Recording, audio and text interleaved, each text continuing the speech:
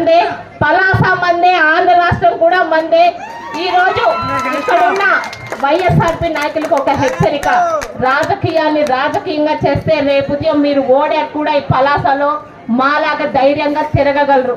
రాజకీయాన్ని రాజకీయం చేయకుండా ఈరోజు ఇక్కడ కార్యక్రమం చేసుకొని వెళ్ళాక ఇక్కడ వాళ్ళకి బెదిరింపులు చేసిన, మా వెనకాల ఒక మంత్రి ఉన్నాడని పోలీస్ కేసులు పెట్టినా మీ భరతం పట్టడానికి ఇంతవరకు ఒక తెలుగుదేశం మాత్రమే ఉంది.